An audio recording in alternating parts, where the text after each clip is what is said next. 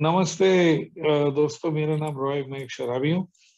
हाय रॉय। और हाय ऊपर वाला के कृपा से आज का दिन मैं सोबर हूँ। तो एक्चुअली मैं मॉरिशस पे हूँ। थोड़ा बिजनेस एंड प्लेजर कंबाइंड में एक पेशेंट को मिलने को आया, लेकिन गर्लफ्रेंड के साथ में भी है, सो इट्स नाइस। तो जब भी सुधीर का कॉल आया था, मैं एक्चुअली मॉरिशस का फाउंडर्स डे का प्रोग्राम पे था। और अब मेरे पास गाड़ी नहीं है, so I was dependent on a lift. इसलिए मैंने सुधीर को बोला, मैं श्योर नहीं है, I let you know when I come home.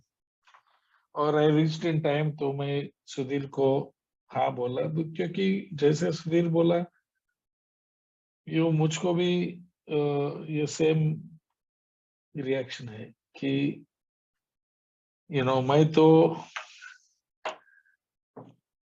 39 years पहले हम ए में आया, और मैं तो मरने वाला पर्सन था, और 33 साल पहला ए ने मेरा जान बचाया।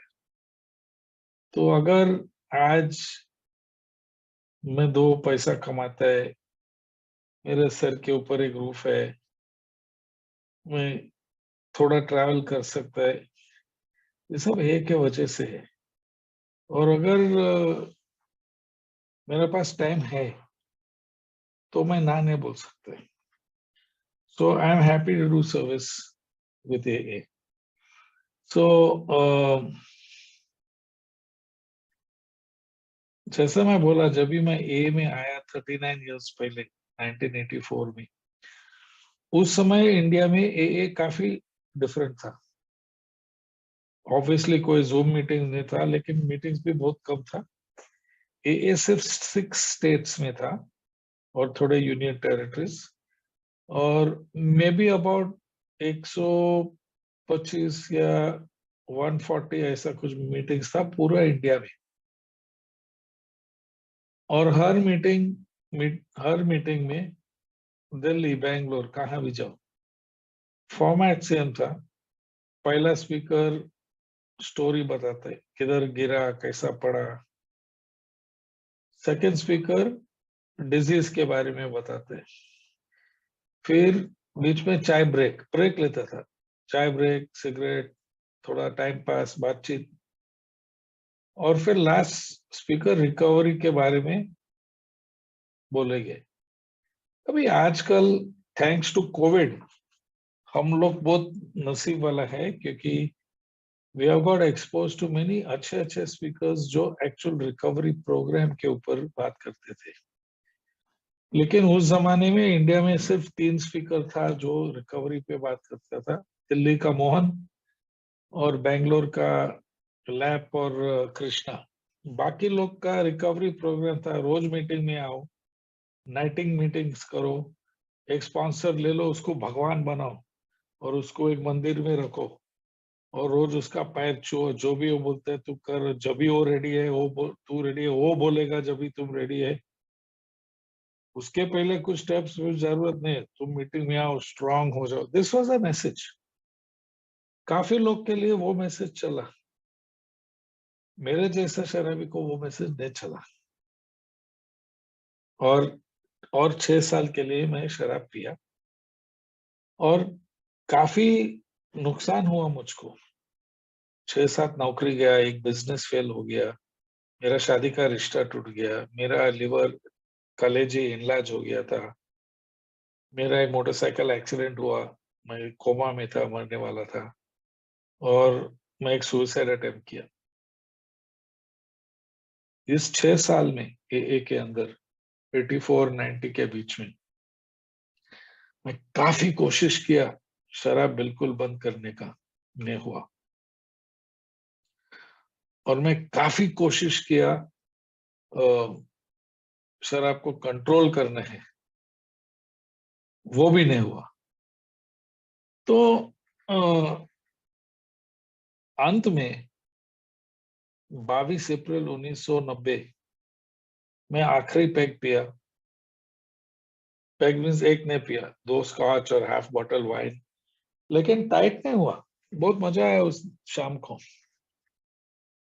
और 11 बजे तक हम लोग सोया, और दूसरा दिन जब भी मैं उठा नींद से, मैंने अंदर से मैंने मेरा पहला पैरी लिया, और मैंने मान लिया कि मैं शराब के सामने मैं शक्तिहीन हूँ, पावरलेस, और मेरा जिंदगी अस्त व्यस्त हो गया।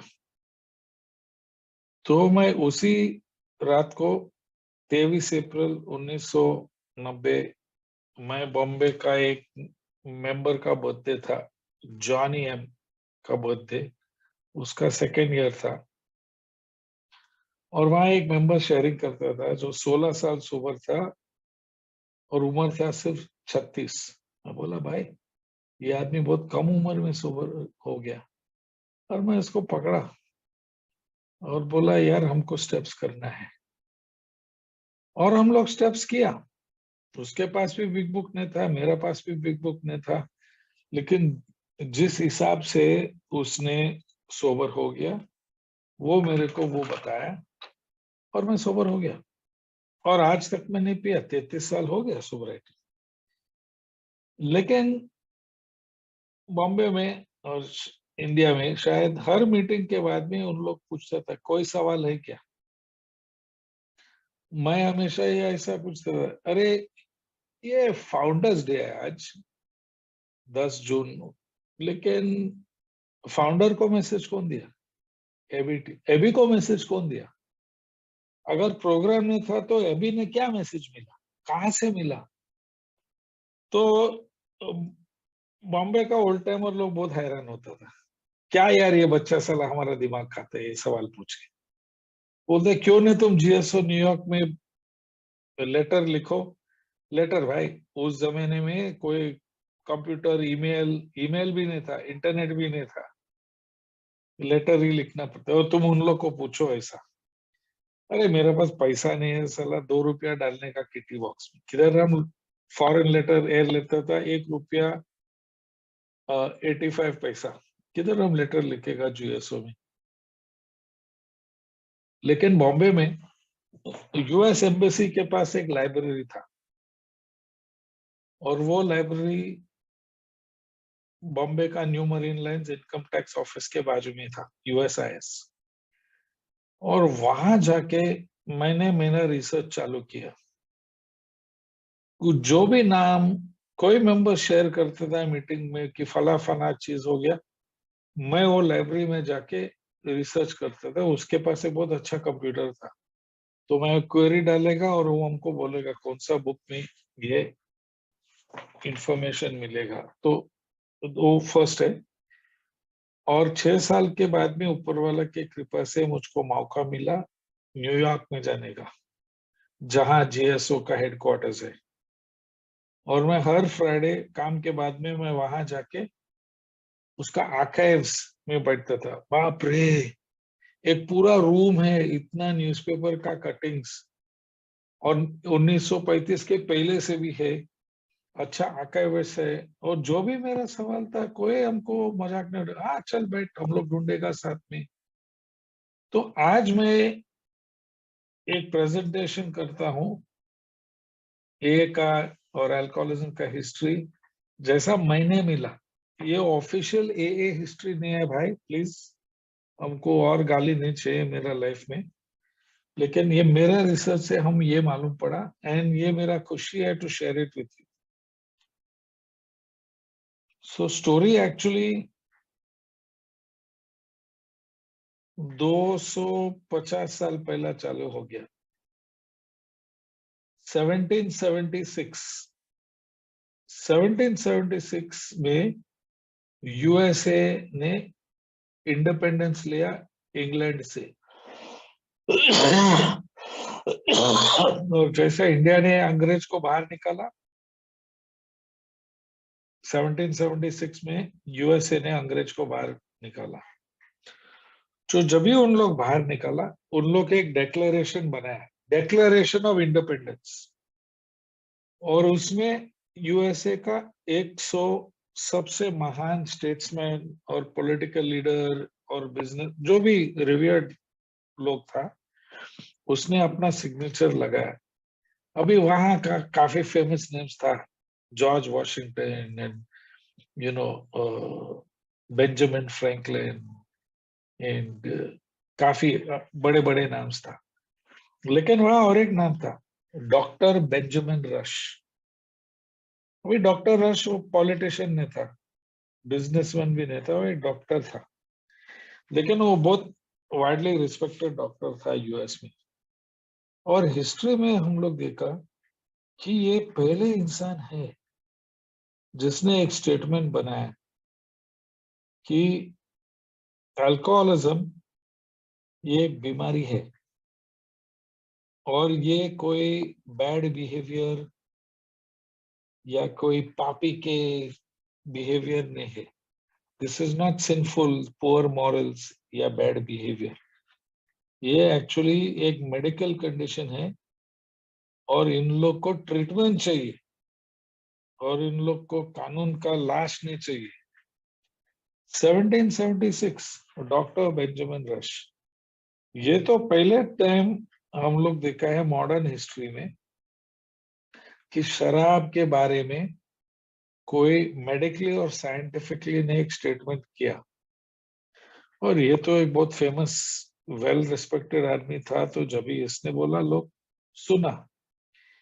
उसके पहले काफी धर्म में, अभी हम तो धार्मिक आदमी नहीं, I am not a religious guy, लेकिन आप अपना खुद का रिलीजन का पुस्तक में पढ़ो, गीता, बाइबल, कुरान, ग्रंथ साहिब, उधर लिखा होएगा कि ज्यादा लेगा ये पाप है, ये अच्छा नहीं है, ये है वो होएगा, ना नहीं बोलते, लेकिन वो रिलीजियस साइड से है। लेकिन मेडिकल साइड से पहले टाइम 1776 में एक डॉक्टर ने कहा कि ये एक बीमारी है, ठीक है, उसने कहा, लेकिन कुछ ट्रीटमेंट या कोई इलाज था ही नहीं।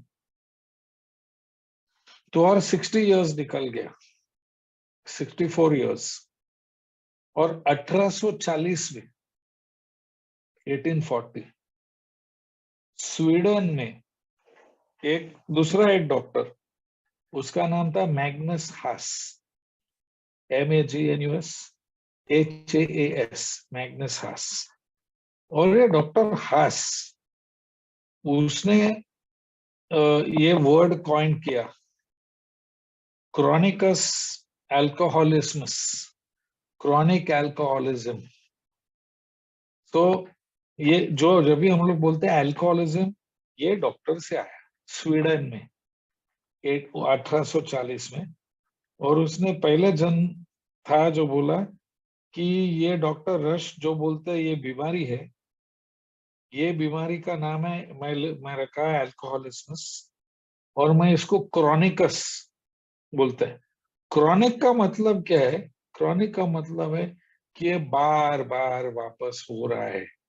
अरे, जब भी मैं अपना खुद का पीने का हिस्ट्री देखता है, यार मैं तो क्रॉनिक है अल्कोहलिक, कितने बार मैं रोका और कितने बार वापस किया, कितने बार लफड़ा में गिर के सब कान पकड़ के कसम खा के बोला वापस कभी नहीं, और वापस में किया। जब भी मैं वापस करता हूँ उसका मतलब है क्रॉनिक। तो ये सेकंड रेफरल आया था ऑफ क्रॉनिक अल्कोहलिज्म। फिर तीसरा प्लेयर आया था, और 40 साल के बाद में 1880 में न्यूयॉर्क का नॉर्थ ईस्ट साइड में, New York, new Jersey, Pennsylvania, new Hampshire, Rhode Island, Connecticut, अभी वहां काफी इमिग्रेंट लोग आता था यूरोप से। और ये इमिग्रेंट लोग बहुत गरीब था, सब लोग उसको एक्सप्लॉइट करता था, कम पैसा ज्यादा काम। तो ये आदमी लोग ज्यादा दारू पीता था और ये अल्कोहलिज्म का साइंस एंड सिम्टम्स बताता था। तो औरत लोग के पास घर कैसा चलाओ यार, पैसा इन लोग ने आता है नहीं, सब अड्डे में जाके पीते। तो ये औरत लोग ने एक क्लब बनाया, WTM, WTCM, women's Christian temperance movement. भले USA में 1880 में ज्यादा लोग सिर्फ क्रिश्चियन लोग की था, लेकिन उस समय तो ये क्रिश्चियन लेडी लोग ने क्लब बनाया, विमेन्स क्रिश्चियन टेम्परेंस यूनियन या मूवमेंट। और उन लोग धड़ाधड़ सब अपना एमएलए एमपी, यूएसए में हम लोग एमएलए और एमपी को बोलते हैं कांग्रेसमैन और सेनेटर, जो लोकसभा, यूएसए का लोकसभा और राज्यसभा में बैठते हैं। और इन लोग धड़ाधड़ इन लोग को इतना हैरान किया कि पूरा यूएसए में उन लोग कानून बदल गया कि संडे के दिन शराब नहीं बेच सकते हैं, दारू का दुकान 11 बजे के पहले नहीं खोल सकते और रात को 6-7 बजे के बाद में नहीं खुला रख सकते। तो ये सब रिस्ट्रिक्शंस आए, क्यों? दारू कम करने के लिए, दारू का सेल कम करने का, पीने को कम करने का। जो शराबी है वो तो पीते ही रहा, लेकिन ऐसा ये चीज हुआ। फाइनली 1901 में न्यूयॉर्क शहर में एक बिजनेस आदमी था, उसका नाम था चार्ल्स बी टाउन्स। और ये चार्ली टाउन्स जो था, वो बोला अरे यार हम एक हॉस्पिटल खोलो। सॉरी, उसके बीच में 1980 से 1901 तक, तो जैसा ये औरत लोग ने ये मूवमेंट चालू किया दारू बंद करने का या कम करने का, तो आदमी लोग को अभी डिटॉक्स का जरूरत था, क्योंकि यार दारू कम वो तड़पता होता है और हेलुसिनेशंस। तो काफी डॉक्टर लोग ने एक मेडिकल डिटॉक्स फैसिलिटीज खोल दिया, काफी, जो हम लोग आज रिहैब बोलते हैं, उस टाइम था। तो आदमी को लेके जाता था, उस टाइम कोई सेलाइन बेलाइन ऐसा कुछ नहीं। उन लोग तो बिस्तर को बांधता था और पानी पिलाता था हाइड्रेशन के लिए, और सोडा देता था उल्टी करने के लिए। ये था डिटॉक्स। और आदमी तड़पते है, किसी को हार्ट अटैक होके मरते है, कोई किसी को सीजर होता है। और ये इस तरीके से मीन्स यूजुअली एकदम लाइक बेकार था, there was no real treatment per se. मैंने सुना इंडिया में भी काफी जगह ऐसे ही होता है कि आदमी को पिकअप करते बांध लेते, ऐसा कोई ट्रीटमेंट नहीं है, पता नहीं, मैंने कल ही सुना मैं। तो 1901 ने ये मिस्टर चार्ल्स बी टाउन्स, उसने बोला यार ये प्रॉब्लम जो होता है ये गरीब लोग को भी नहीं होते, ये अमीर लोग को भी होते हैं। और ये अमीर लोग क्या करते हैं? अमीर लोग का प्राइवेट डॉक्टर आता है घर में, एक बेडरूम को बनाता है एक वार्ड, अमीर आदमी को मिलता है सेलाइन और थोड़ा इलेक्ट्रल और पानी। तो बोला क्यों ना मैं एक हॉस्पिटल बनाऊं अमीर लोग के लिए, और उसने टाउन्स हॉस्पिटल खोला। अभी ये इम्पोर्टेंट है क्योंकि बाद में अपना को फाउंडर वही हॉस्पिटल में सोबर हो गया 32 साल के बाद में। लेकिन 1901 में ये हॉस्पिटल खोल गया। अभी नेक्स्ट इवेंट जो आया ए का हिस्ट्री में, 1908, 1908, और न्यूयॉर्क का पेंसिल्वेनिया स्टेट में था एक फादर, और वो फादर का नाम था फ्रैंक बकमैन, BUCHMAN। तो ये फ्रैंक बकमैन, वो जो वो चर्च में वो फादर का काम करता था, वो उसको पसंद नहीं आया और वो रिजेंटमेंट रखा चर्च के मैनेजमेंट के साथ में। और गुस्सा में उसने वो बोला हम तुम्हारा चर्च छोड़ के वो गया इंग्लैंड। और इंग्लैंड में इधर इधर घूम के वो एक छोटा गांव में आया जिसका नाम है ऑक्सफोर्ड। अभी ऑक्सफोर्ड में दुनिया का सबसे मशहूर यूनिवर्सिटी है, ऑक्सफोर्ड यूनिवर्सिटी। और ये फ्रैंक बकमैन वहां पहुंचा। तो एक दिन वो एक चर्च का प्रोग्राम में गया था, और सडनली उसके बाजू में एक औरत खड़ा रहा प्रोग्राम के बीच में, और वो चोर शोर जोर से चिल्लाने लगा, अरे 20 साल के लिए मैं और मेरा बहन का काफी झगड़ा और रिजेंटमेंट हुआ था, और फिर मैं प्रार्थना किया भगवान को, और भगवान बोला तुम जाके उसको माफी करो और तुम अपना गुनाह मान लो और सबको बताओ। वो बोला मैं गया और मैं दोनों हम लोग गला मिला और अभी सब ठीक है, और मैं इतना खुश है कि भगवान हमको दे दिया कि अब सबको बताना है, और ये बढ़ गया नीचे। ये फादर फ्रैंक जो था बोला यार मैं तो इतना साल से हम फादर है, लेकिन इस तरीके के विश्वास इतना जोर से मैं कभी देखा नहीं। तो वापस घर में होटल रूम में जाके वो नोट्स बनाता था, अच्छा ये औरत ने क्या किया। तो बोला जब ये औरत खड़ा रहा, पहले चीज वो मान लिया कि मैं हार गया। इतने साल से हम कोशिश करते हैं बहन के साथ यू नो बात बराबर करना है, और ये हुआ नहीं। तो बोला नंबर 1 एडमिट डिफीट। फिर नेक्स्ट क्या बोला वो औरत, बोला हम भगवान को बोला हमको मदद करो, हाँ आस्क फॉर हेल्प। फिर क्या, अपने खुद का गुनाह देखा, हाँ सेल्फ इन्वेंटरी ले लो, इन्वेंट्री। फिर क्या, फिर जाके अपना बहन को खुद का गुनाह बोल के माफी मांगो, हाँ अमेंड्स भी है उसमें। और क्या, पूरा चर्च को बताया, हाँ उधर अपना कन्फेशन भी हो गया। तो ये फादर फ्रैंक ने ये 5 पॉइंट लिखा, हार मानो, ऊपर वाला से मदद मांगो, इन्वेंट्री ले लो, जाके पैसा वापस दे, माफी मांगो, सबको बताओ तुम क्या किया। लेकिन वो बोला कौन सबको बताएगा।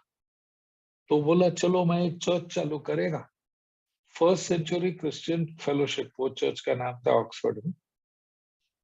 और वो बोला और एक पॉइंट लगाया, पॉइंट नंबर 6, और तुम दूसरा जन को लेके आओ ये चर्च में। देखो ये था ओरिजिनल 6 पॉइंट प्रोग्राम। अभी वो चर्च ऑक्सफोर्ड गांव में था, इसलिए उसका नाम लग गया ऑक्सफोर्ड ग्रुप। अभी इन लोग शराबी का सुधरने का कोई प्रोग्राम नहीं था, वो एक क्रिश्चियन प्रोग्राम है, खाली ये क्रिश्चियन लोग के लिए था, समझो।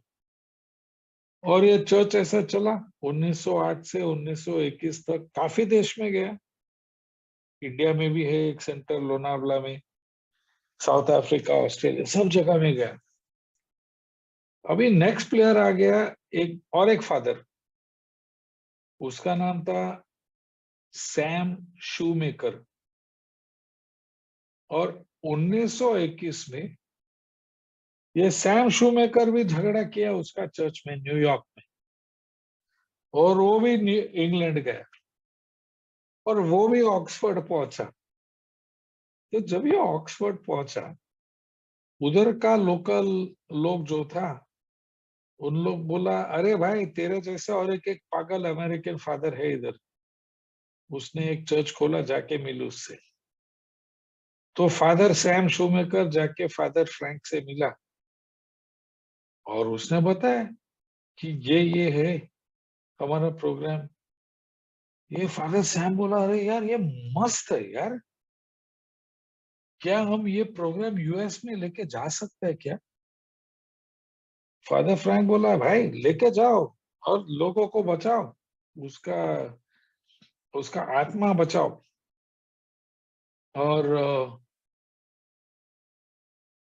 फादर सैम वापस आया न्यूयॉर्क में, उधर एक चर्च था Calvary church, 5th Avenue New York में, उधर सब पैसा वाला पार्टी उधर रहते हैं। मैं गया 25 साल से न्यूयॉर्क में रहते हैं, हमको मालूम, हम गरीब लोग उधर तो नहीं रहते भाई, हम लोग तो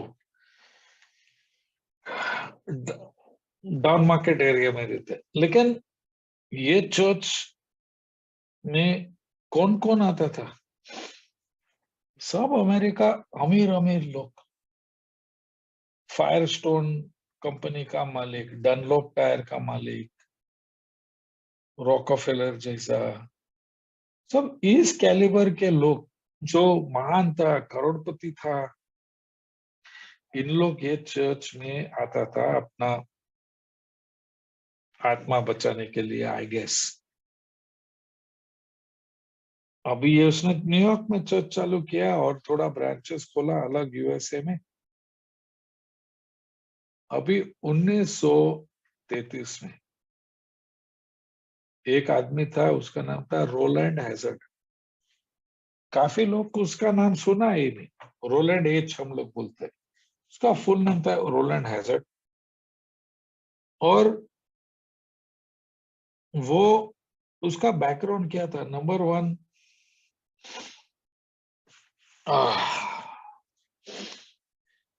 उसका बैकग्राउंड क्या था? नंबर वन, वो बहुत अमीर बिजनेसमैन था। नंबर टू, वो राज्यसभा का मेंबर था, बड़ा पॉलिटिशियन था। तो ये आदमी बहुत कोशिश किया, सोबर होने के लिए हॉस्पिटल्स में गया, डॉक्टर से इधर उधर सब ट्राई किया, कुछ यूएसए में चला नहीं। तो फाइनली उसने थक के वो बोला चलो हम स्विट्जरलैंड जाएगा।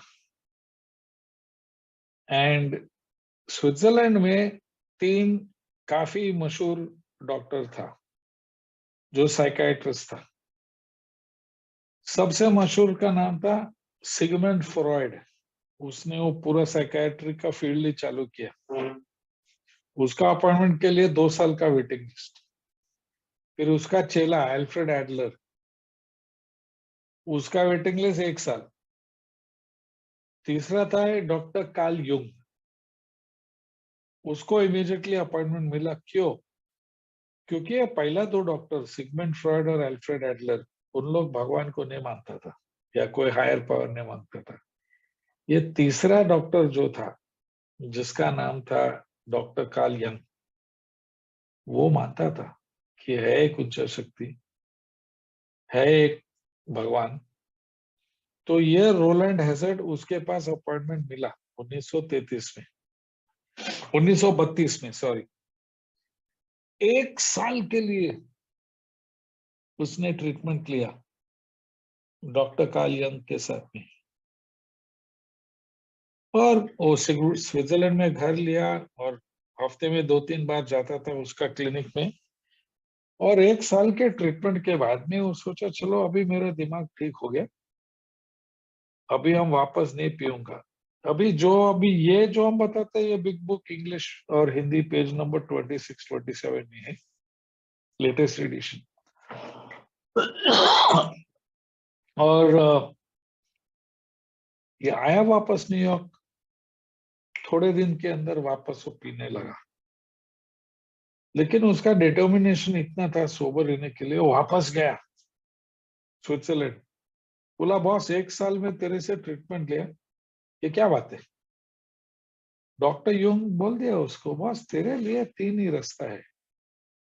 नंबर वन, तुम अपना घर में एक कमरे के अंदर बंद कर दो और जब तक तुम मरते दरवाजे से तुमको खाना दे दो।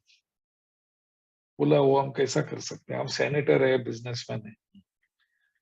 दूसरा रास्ता है, तुम एक बॉडी गार्ड हायर करो, 5-6 आदमी को हायर करो जो तुमको शराब से दूर रखे। वो बोला पागल है क्या, हम सेनेटर है, हम बिजनेसमैन है, हम ऐसा नहीं रह सकते।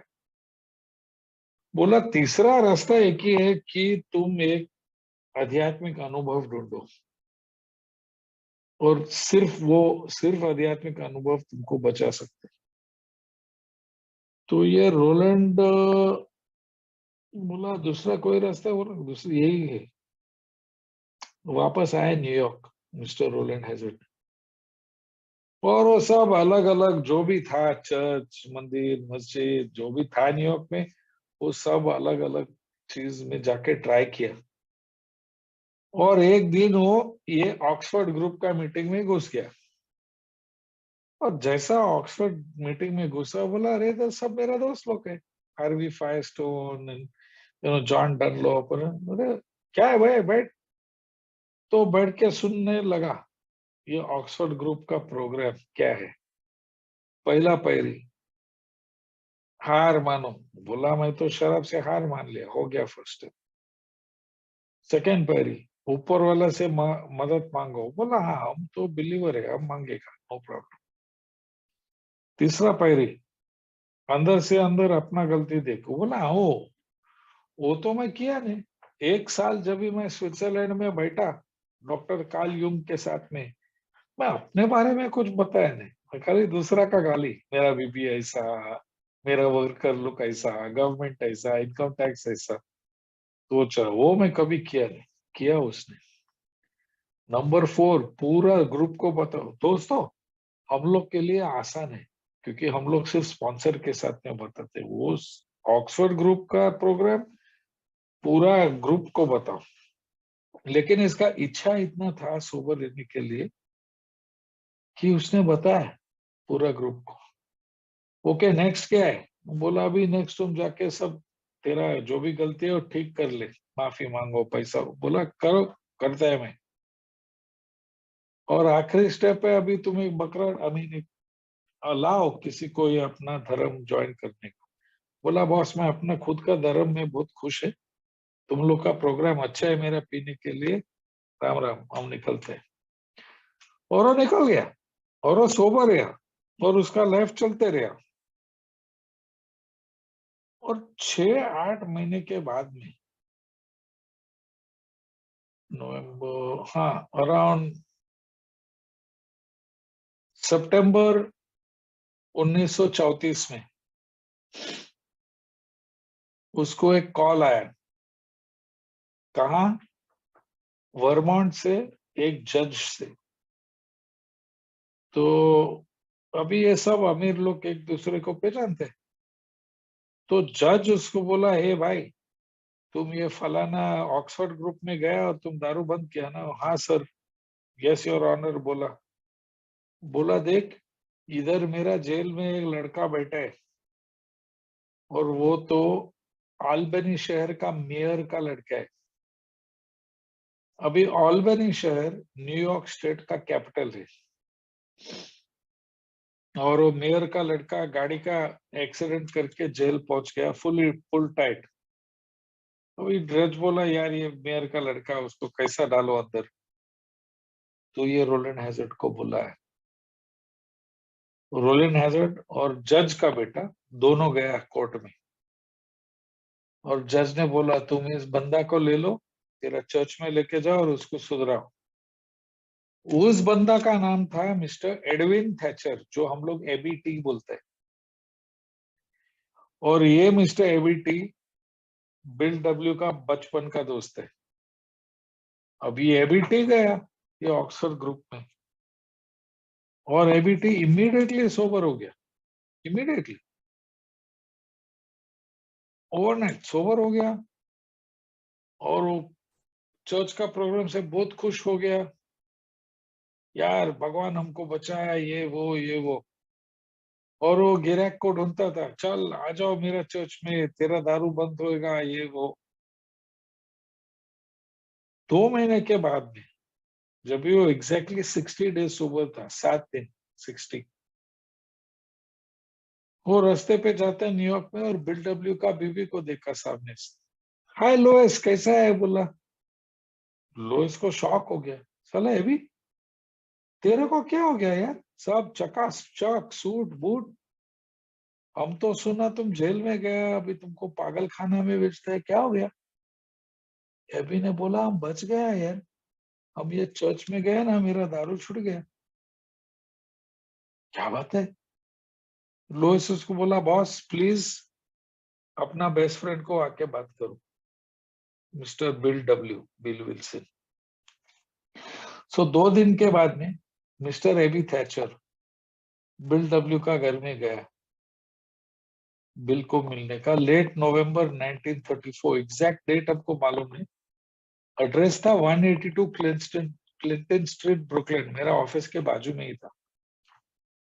और जब भी एबी उसका घर में गया, बिल तो बॉटल खोला, चल पिएगा? एबी बोला नहीं हम दारू नहीं पीते। क्या बात करते, कैसा हुआ? बोला अभी हम ये धर्म में घुस गया। देख बॉस, जब भी मैं सोबर हो गया ना, ओल्ड टाइमर लोग बोलते हैं कभी 12 स्टेप कॉल में अकेला मत जाओ, तुम पिएगा। हम वो ओल्ड टाइमर को बोलते हैं, साले अंधे गधे अनपढ़, जाके बिग बुक पढ़। बिग बुक में बहुत क्लियरली पेज नंबर 91 पे लिखा है, जाके अकेला मिल प्रोस्पेक्ट से। ये सब ओल्ड टाइमर लोग डराता था हम लोग को उस टाइम। अभी मैं भी ओल्ड टाइमर हो गया, मैं बोलता है स्टेप्स करो, जाओ बिंदास। पेज नंबर 102 पे लिखा है, भगवान तुमको सेफ रखेगा अगर स्टेप्स किया तो। Anyway, let me digress. तो अभी गया, बिल से मिला, और 5-6 घंटे के लिए उन लोग बात करता था। और बिल हमेशा पूछते, तुम कैसा सोबर हो गया? अभी बोला हम ये चर्च में गया, बोला तेरा चर्च का प्रोग्राम बताओ। हार मानो, बिल बोला मारा यार, हार माना। अभी मैं गया, 3 साल से मैं टाउन्स हॉस्पिटल में जा रहा हूँ। टाउन्स हॉस्पिटल में मैं एक डॉक्टर से मिला, उसका नाम है डॉक्टर सिल्कवत। वो डॉक्टर ने हमको इंफॉर्मेशन दिया कि अल्कोहलिज्म एक बीमारी है मन की और शरीर में, और यह मानता है। लेकिन ये डॉक्टर के पास कुछ इलाज नहीं है, वो बोलता है खाली मत पियो, और कैसा मत पियो हमको पता नहीं। ये भी बोला, अरे तुम मेरा भगवान मानना। बिल बोला, यार मैं नास्तिक हूँ, ना तुम्हारा भगवान ना किसी का भगवान का जरूरत नहीं है। और 5-6 घंटा को ये झगड़ा चालू हो गया। बाकी का प्रोग्राम बिल बोला ये अच्छा है, अंदर से गलती मानो, अमेंड्स करो, दूसरा को बताओ, बकरा मिलो, वो सब ठीक है। लेकिन ये भगवान मानने के लिए हम तैयार नहीं है। फनी, 5-6 घंटे के बाद में बिल अभी 3 बॉटल जिन पिया था उस समय तक। अभी अकेला 62 ड्रिंक्स ओवर। ना कोई मीटिंग, ना कोई स्पॉन्सर, ना कोई 12 स्टेप, ना कोई व्हाट्सएप, ना कोई ईमेल, ना कोई फोन। सिर्फ अभी और उसका प्रोग्राम और उसका भगवान। फाइनली वो थक के बिल को बोला, साले तुम तेरा खुद का आइडिया का भगवान क्यों नहीं मानते? बिल बोला, हाँ मेरा खुद का आइडिया, चल वो हम कर सकते हैं। Big book page number 12। तो बिग बुक में नहीं लिखा, मैं ए हिस्ट्री में। तो बिल बोला, तुम आ जाओ 2-3 दिन के बाद में, और हमको लेके जाओ तुम्हारा चर्च में, हमको देखने का। अभी आया, ये दिसंबर 1 या 2 तारीख था। बिल मस्त लगाया 2-3 शॉट, और एबी के साथ में गया चर्च में। बैठा, वो सुना ये प्रोग्राम क्या है, देखा कोई कोई सब अमीर लोग आते हैं, ये कोई अच्छा जगह है। वापस गया, सोचने लगा, नहीं यार ये चर्च का प्रोग्राम, वो प्रोग्राम जो है वो अच्छा है। लेकिन जो उन लोग बोलते हैं कि ये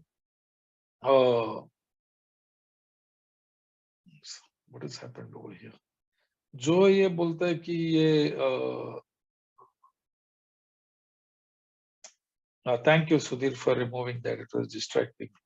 जो ये बोलता है, ये मेरा चर्च का ये भगवान मानो सुनने के लिए, वो बिल के अंदर जमा सिर्फ बैठा नहीं। वो बोला हम सोचते हैं, और वापस घर को गया और पीने लगा। और उसने पिया थोड़े दिन, फिर वो बोला चल मैं जाके विदाउट एबी हम अकेला जाके देखेगा। उस दिन एबी मेरे साथ में था ना, इसलिए उन लोग अच्छा शो लगाया, चल बिल को कन्विंस करो ये वो। जाते समय बिल एक न्यूयॉर्क को एक बियर बार में घुसा। उधर एक सेलर के साथ में, स्वीडन का सेलर के साथ में पीते थे। सेलर पूछते, भाई तू किधर जाते? बिल बोला, मैं एक चर्च में जाते, उधर अपना दारू छूट जाते। बोलता है क्या बात है, चल मैं भी आता है। तो बिल ने सोबर होने के पहले भी 12 स्टेप किया, और ये बंदा को लेके गया, दोनों गए वो चर्च में। बिल इतना टाइट था कि वो खुद लेक्चर देना चालू, अरे तुम लोग बहुत अच्छे लोग हैं, हम तुम्हारा प्रोग्राम करेगा और सुधर जाएगा, लेकिन तुम्हारा भगवान नीचे। और फिर वो निकल गया।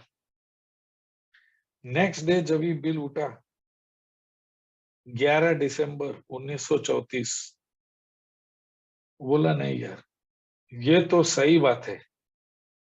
हम हम डॉक्टर सिल्कवत का इंफॉर्मेशन लेके और एबी थैचर का प्रोग्राम, हम दोनों जुड़ के हम सोबर हो सकते, अगर हम भगवान निकल के हायर पावर डालेगा। तो बिल पिया उस दिन, और 11 दिसंबर उसने 4 बॉटल बियर खरीद लिया ब्रुकलिन में, और वो पी के ट्रेन में गया upstate to 263 West, Central Park West Manhattan में। इट्स द ए ट्रेन, मैंने वो ट्रेन लिया काफी टाइम। और वो डॉक्टर सिल्कवर्थ का हॉस्पिटल में एक बॉटल बियर लेके गया अंदर। Hey doc, I am here, I found a way to get sober. मैं एक रास्ता मिला। डॉक्टर सिल्कवर्थ बेचारा सर पकड़ के बोला, जाओ भाई तुम कमरा में और डिटॉक्स चालू हो जाओ।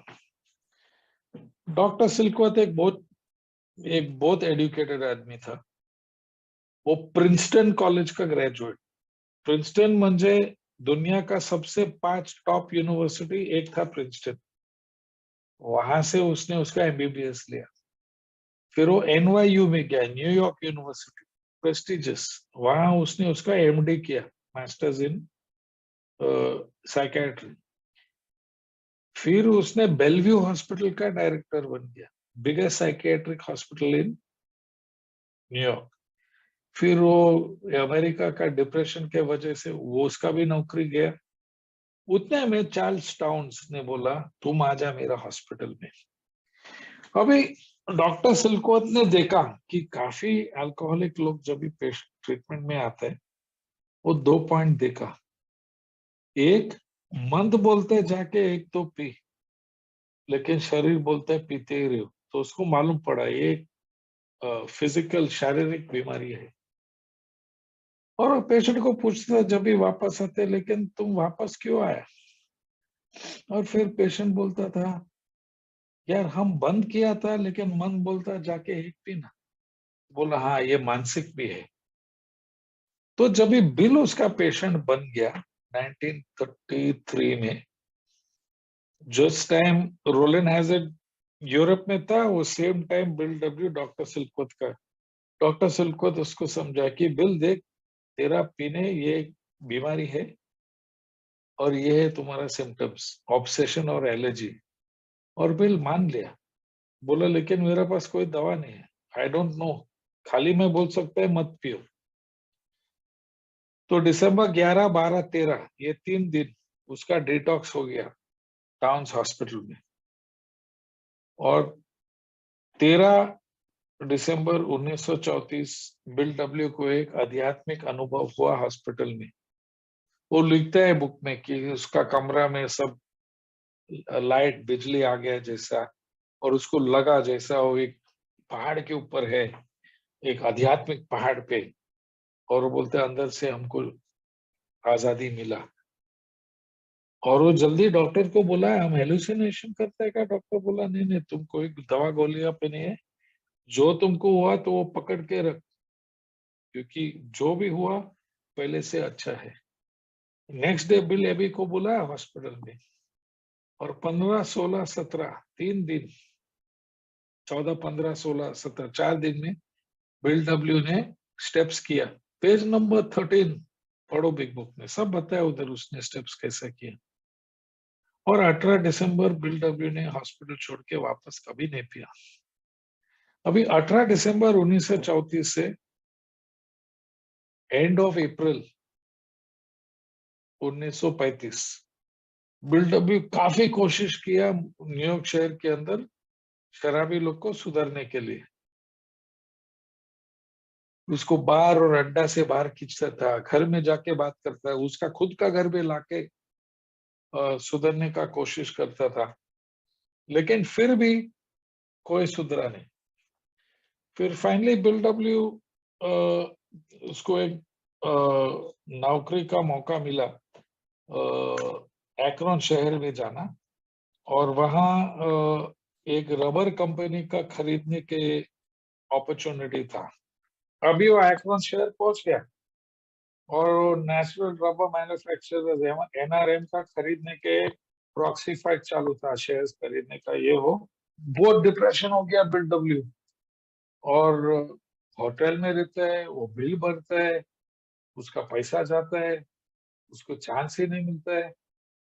तो इतना डिप्रेशन में बिल एक दिन 9 दिसंबर 10 दिसंबर 1900 10 मई 1935 में वो बैठा था होटल का लॉबी में। बोलते हैं, यार मेरा जेब में $10 भी नहीं है, मैं होटल का बिल भी नहीं भर सकता हूँ, अभी मैं क्या करूँ। और ये साइड में होटल में बार थे, और वो बार में अच्छा म्यूजिक, कांच का आवाज। और बिल का मन के अंदर आया सोच कि यार चल, मैं जाके एक तो कोल्ड ड्रिंक पिएगा।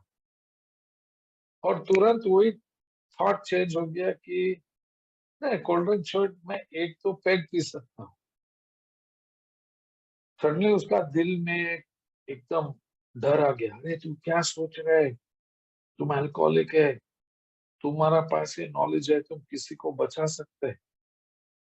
और वो होटल में लॉबी का एक चर्च का डायरेक्टर था, और उसने एक फादर को फोन किया। और वो फादर ऑक्सफोर्ड ग्रुप का फादर था वो शहर का। बिल बताया, देख ऐसा ऐसा है, मैं शराबी है न्यूयॉर्क से, मेरे को शराबी से बात करना है अर्जेंट।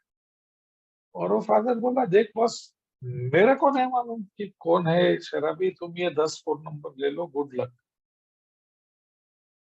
पहला 9 नंबर कोई इंटरेस्ट नहीं था, लेकिन 10वां नंबर जो था वो था मिसेस हेनरिएटा साइबरली, और वो गुडियर टायर कंपनी का मालिक का वाइफ था। और जैसा बिल अपना कहानी चालू किया, मेरा नाम बिल, मैं कह रहा, बोला बॉस, भगवान ने तेरे को भेजा। मेरा दोस्त जो है एक डॉक्टर है, और वो 3 साल से कोशिश कर रहा है, शराब छोड़ने का नहीं होता है, प्लीज आप मिलो उसको। दूसरा दिन डॉक्टर बॉब तो एकदम टाइट था, चांस ही नहीं था मिलने का। था 12 मई 1935, जो सुधीर भाई बताया स्टार्ट में, बिल डब्ल्यू और डॉक्टर बॉब ये हेनरिएटा साइबरली का घर पे मिला। डॉक्टर बॉब का हाथ कांपता था।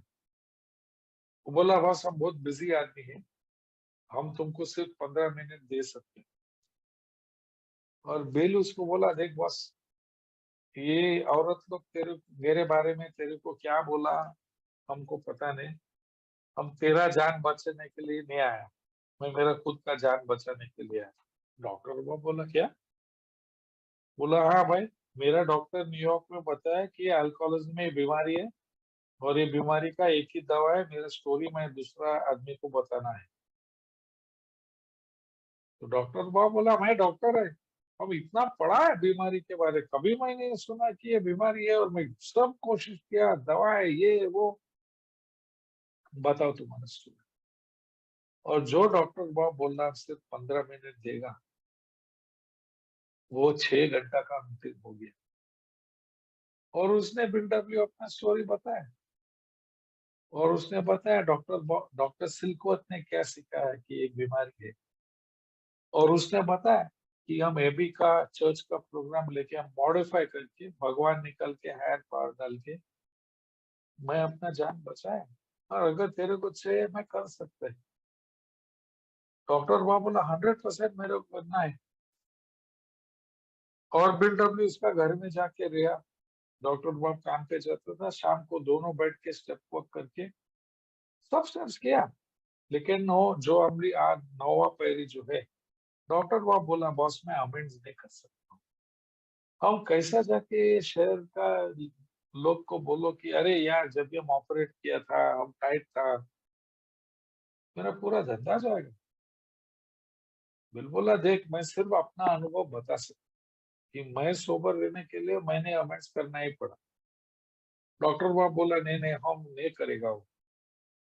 अभी जून आ गया, 3-4 दिन के बाद में एक मेडिकल कन्वेंशन था, डॉक्टर बाब गया एटलेटिक सिटी, जाते समय पीना चालू हो गया। 3-4 दिन पिया, 8 जून को वापस घर पहुंचा फुल टाइट। 8 जून 9 जून पूरा 2 दिन बिल्डअप उसको डिटॉक्स किया। और 10 जून सुबह हॉस्पिटल से कॉल आया कि ये भाई डॉक्टर आके एक ऑपरेशन करो। फिर भी हाथ कांपता था थोड़ा। बिल्डअप में एक बियर खोल के उसको दिया, बोला ये पी, अभी जा तू, हमें तो ऑपरेशन कर, ऊपर वाला के हाथ में छोड़। अभी बिल डब्ल्यू और डॉक्टर बॉब का बीवी बैठा है घर में। डॉक्टर बॉब गोल हॉस्पिटल से निकल गया, घर को आया ही नहीं। पहले रात को 12 बजे वो आया। बोला भाई तुम किधर, सोवर भाई तुम किधर है? वो बोला पूरा गांव में जाके आप माइनस करता था। तो भाई हम लोग 10 जून क्यों पकड़ते हैं ए का फाउंडेशन डे? क्योंकि डॉक्टर बॉब का आखिरी ड्रिंक 10 जून को हो, और उसके बाद में वो सोबर रहा जब तक वो मरते। हमने देखा ए में, not just in India, US, काफी जगह में, कि काफी लोग उसका ए बर्थडे नेक्स्ट डे पे लेते हैं। कि अगर आज मेरा आखिरी दिन है तो मैं नेक्स्ट डे पकड़ते हैं मेरा बर्थडे। इसके मतलब तो डॉक्टर बॉब को मानते नहीं। अगर डॉक्टर बॉब का लास्ट पेग था 10 जून, तो हम लोग 11 जून क्यों ना पकड़ते फाउंडेशन डे? 11 जून पकड़ना मांगते हैं ना। तो क्यों हम लोग अपना खुद का प्रोग्राम बनाते हैं? जो दिन तुम लास्ट पेग पिया वो है तुम्हारा सोबराइटी दिन। अब ये चालू हो गया, 2 आदमी सोबर है। फिर हॉस्पिटल से खबर आया कि अरे है एक इधर अल्कोहलिक। डॉक्टर बॉब और बिल डब्ल्यू जाके मिला उसको। 1 घंटे के लिए उन लोग बात किया। ये अपना स्टोरी इधर पढ़ा उधर पढ़ा, ऐसा हुआ, ये नुकसान। जब ये आदमी का मुंडी बोलता है अरे ये मेरे को भी हुआ, बोलता है लेकिन अभी हम लोग सोबर है। बिल बोला अब 6 महीना सोबर, डॉक्टर बॉब बोला अब 14 दिन सोबर। तो बोला लेकिन कैसा? बोला कैसा का पहला क्यों, ये क्यों हुआ, फिर उसको बीमारी समझा। बोला हाँ यार ये मेरे को भी होता है। वो चलो, अगर तुमको बाहर निकलने का हमारे पास ये प्रोग्राम है, हार मानो, बोला मानो, ऊपर वाला का मदद ले लो, लेता हूँ। तुम इन्वेंट जो भी करने का हम करेगा। 3 दिन के अंदर वो आदमी हॉस्पिटल से बाहर निकल के वापस भी आया। 1 साल के बाद में उन लोग देखा 15 लोग सोबर था, 2 शहर में, न्यूयॉर्क में और एक्रोन में। 2 साल के बाद में 40 लोग सोबर था। फिर उन लोग बैठ के बोला यार चलो, अभी बोल बोल के हम लोग कुछ गलती करेगा, कोई एक्स्ट्रा मसाला डालेगा, कोई और 3-4 स्टेप लगाएगा, कोई 3-4 स्टेप निकाल देगा। हम लोग को एक स्टैंडर्ड प्रोग्राम बनाना होता है। तो बोला बिल तू तो पहला सोबर था, तू एक बुक लिख। और बिग बुक का राइटिंग चालू हो गई। 2 साल के बाद में 1939 अप्रैल, बिग बुक का प्रिंटिंग हो गया। उस टाइम मेंबरशिप 100 हो गया। फिर उन लोग बाय मेल, उन लोग 800 कॉपी ऑफ बुक्स पूरा यूएसए में अलग अलग इंक्वायरी लोग को भेजा। दोस्तों 3 महीने के अंदर 800 लोग सोबर हुआ। नो मीटिंग, नो स्पॉन्सर, सिर्फ बिल बुक का इंस्ट्रक्शन लेके उन लोग सोबर। मैं झूठ नहीं बोलते, फॉरवर्ड टू सेकंड एडिशन में लिखा है। सडनली मेंबरशिप हो गया 1000। फिर नेक्स्ट ईयर 1940 में दुनिया का सबसे अमीर आदमी जॉन डी रॉकफेलर एक डिनर दिया ये ब्यूडे लोग के लिए। सब न्यूज पेपर में लेटर, अरे रॉकफेलर डिनर देते। हजारों लोग गए और 2000 लोग बुक खरीद के मेंबर बन गए। फिर जैक अलेक्जेंडर ने एक आर्टिकल लिखा। वो एक बहुत बड़ा न्यूज़पेपर पब्लिशर था, रिपोर्टर। 8000 लोग जाके मेंबर बन गए और मेंबरशिप हो गया 10,000। फिर वो वर्ल्ड वॉर 2 चालू हो गया। यूएस और जर्मनी और जापान का लड़ाई। और अमेरिकन सोल्जर लोग पूरा दुनिया में जाके मीटिंग चालू किया, जो सोबर सोल्जर था। इसमें इंडिया का स्टोरी क्या है? तो 1939 में मद्रास से एक लेडी मेंबर था, उसका नाम था ग्लैडिस। वो सुना कि ऐसा ये संस्था है, वो गया यूएसए। वो वर्ल्ड ऑफ एस्ट्रोलिया होटल में रहा उस समय ना में सबसे एक्सपेंसिव होटल था दुनिया का। वहां रहा, वो बिल डब्ल्यू और कंपनी से मिला, प्रोग्राम किया। और वो वापस आया इंडिया को ये चालू करने के लिए 1939 में। बेचारी शिप से वो घर जाता था, उसका गाड़ी का एक्सीडेंट हो गया, वो मर गया। नो ए। और 2-3 साल निकल गए। फिर 1940 में वर्ल्ड वॉर 2 चालू हो गया था और 2 अमेरिकन पायलट, उन लोग कलकत्ता में था डमडम एयरपोर्ट पे, वो दोनों सोबर था और ये 2 आदमी ने पहला ए मीटिंग चालू किया कलकत्ता एयरपोर्ट। लेकिन वो मीटिंग सिर्फ फॉरेन फौजी लोग के लिए था, US, Canada, England, south Africa, Australia, New Zealand. तो कोई लोकल वाला एक मैकेनिक था, एक इंडियन जो सोबर हो गया। लेकिन 1945 में जब ये वर्ल्ड वॉर 2 खलास हो गया, सब फॉरेनर लोग वापस गया और वो मीटिंग बंद हो गया। फिर इंडिया में कोई ये नहीं था। फिर 1957 में एक कैनेडियन था, उसका नाम था चार्ल्स मार्शल, और उसको दिल्ली में पोस्टिंग मिला और 2-3 महीने के बाद में वो सब न्यूज़पेपर में एक एडवर्टाइजमेंट दिया, क्या तुमको ड्रिंकिंग का प्रॉब्लम है क्या, तो तुम हमको लिखो और हम दोनों बैठ के कर लेंगे ये प्रोग्रेस। और उतने में बॉम्बे का एक चार्ल्स, एक हैरी मतायस, हैरी एम, वो एक टीचर था विक्टोरिया हाई स्कूल माहिम में। ये वो ऐड देखा, वो गया दिल्ली। वो 2 हफ्ता वो 2 हफ्ता चाली कैनेडियन के साथ में रह के पूरा प्रोग्राम किया। 2 हफ्ता में वापस आया बॉम्बे। अभी हैरी ओरिजिनली मैंगलोर से था और वो शाम को उसका चाय उसका मैंगलोरी दोस्त के साथ में पीता था बॉम्बे में। John G, Ignatius P, Tony M, Vithal P, ये 5 बंदा पीता था। अभी हैरी गुल हो गया। 2 हफ्ता बीच में सडनली आ गया हैरी वापस, और वो जॉन जी को जाके बात किया, बॉस ऐसा ऐसा है, एक बीमारी है। जॉन मान लिया ए नंबर 2।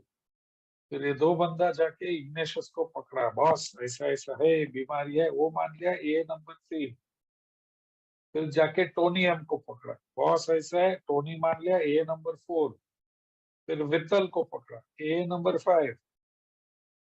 ये 5 बंदा से टोनी एम, जो A नंबर 4 है इंडिया में, ये मेरा दादी माँ का सगा भाई है। और मरने के पहले मैं बहुत बैठ के पूरा इंडिया का हिस्ट्री निकाला से। A number 5 mister Vitthal P अपना GSO का पहला चेयरमैन, बहुत सेवा किया ये के लिए ये लोग। इस तरीके से चालू हो गया। फिर 10 साल के बाद में 1967 में हैरी एम मर गया बॉम्बे में। उस टाइम कुछ 10-12 ग्रुप्स था बॉम्बे में, तो उन लोग सोचा चलो हम लोग एक इंटर ग्रुप बनाएगा। उतने में A नंबर 6 था ट्रेवर के, वो एक फौजी का जनरल था। वो नैनीताल में बैठा था और वो भी वो एड दिखा, तो उसने लेटर लिखा कैनेडियन चार्ली को, बॉस हम नैनीताल में कैसा करूं। बाय कॉरेस्पॉन्डेंस हम लोग किया और बाय कॉरेस्पॉन्डेंस सोबर हो गया। और ये ट्रेवर जिधर भी उसका आर्मी का पोस्टिंग मिलता था उस जगह में उसने ये चालू करता था। बैंगलोर, कानपुर, मद्रास, काफी जगह में ट्रेवर ने चालू किया था पहले। और उस समय 1975 तक मोस्टली इंडिया में ए सिर्फ साहिब लोग के लिए था। 99% का मीटिंग सिर्फ इंग्लिश में था और सब बड़े बड़े लोग आता था। तो 1975 में एक बंदा आया मीटिंग में, उसका नाम था हुसैन भाई। उसको खाली हिंदी आता था बॉम्बे में, और हुसैन भाई सोबर हो गया। और जैसा हुसैन भाई रेगुलर लोग को 12 स्टेपिंग चालू किया, यार पूरा बॉम्बे में फ्रॉम ओनली इंग्लिश मीटिंग्स अपना मीटिंग्स हो गया English and Hindi, English and Marathi.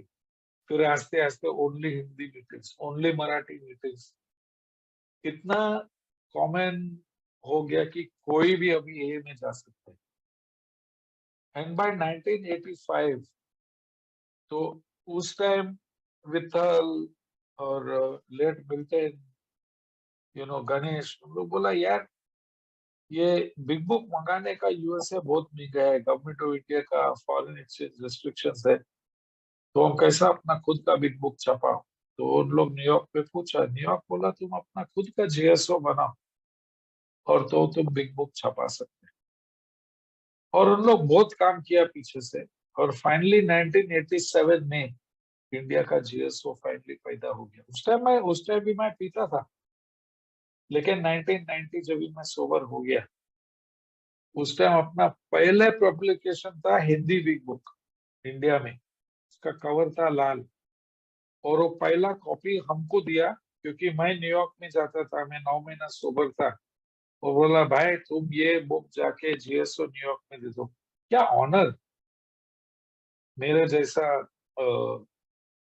Alcoholic को, टू जीएसओ न्यूयॉर्क का इंडिया का पहला बिग बुक मेरे हाथ से लेने का, क्या मेरे हम्बल होते हैं इसमें से। ये पैदा हो गया इंडिया में, और सर्विस स्ट्रक्चर हो गया, और आस्ते आस्ते स्प्रेड हो गया इंडिया में।